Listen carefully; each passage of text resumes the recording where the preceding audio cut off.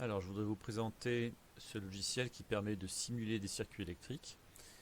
Donc, on se rend sur l'adresse, puis ensuite, on va cliquer sur Play pour lancer l'application. Après, elle se charge, plus ou moins rapidement selon la connexion. Et on va choisir Intro, et pas Labo. Labo est un peu plus compliqué à utiliser. Alors, pour commencer, on va utiliser donc des lampes. C'est pas ampoule, c'est lampe. C'est pas batterie, c'est pile. Voilà. Et puis interrupteur. Donc, par exemple, pour faire mon premier circuit, je vais mettre sur la pile la lampe. Donc, je mets un premier fil ici. Alors, on pourrait très bien relier le fil comme ça directement sur la lampe, mais c'est pas très joli. Donc, ce qu'on pourrait faire, c'est faire comme dans la réalité, c'est-à-dire qu'on essaye de faire des circuits qui ressemblent un petit peu à des rectangles. Voilà, un autre fil ici. Après, j'ai la lampe, j'ai l'interrupteur et il me manque un dernier fil pour fermer mon circuit. Voilà. Donc là, j'ai la borne plus, l'interrupteur, la lampe et la borne moins. Et si je ferme l'interrupteur, je vois que la lampe brille.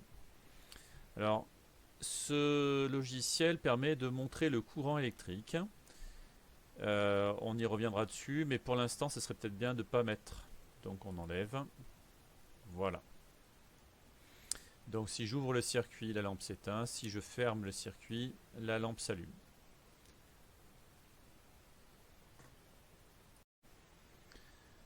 Au niveau utilisation, on peut avoir besoin par exemple de détacher deux fils, ou un fil et un dipôle.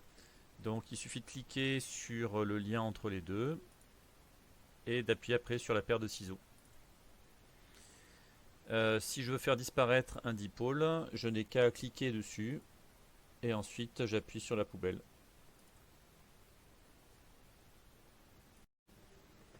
Alors il est possible d'utiliser plutôt des symboles au lieu des dessins. Le problème, c'est que les symboles utilisés ne sont pas tous identiques à ceux qu'on a vus nous en classe. Donc il vaut mieux travailler avec les dessins et puis faire les symboles comme on a vu en classe.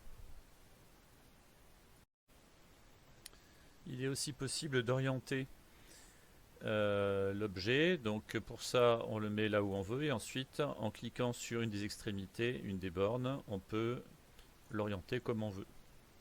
C'est la même chose pour la lampe. Je peux très bien la mettre tête en bas, tête en haut, à gauche, à droite, etc.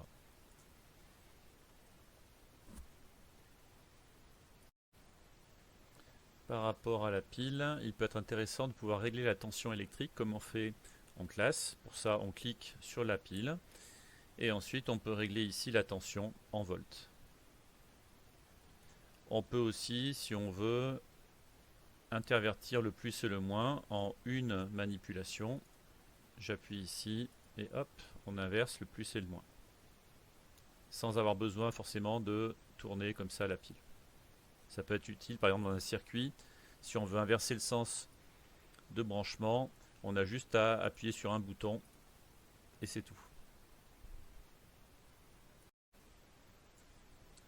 Si je fais un circuit avec une lampe et une pile, par la suite je peux très bien modifier la tension pour que la lampe brille davantage.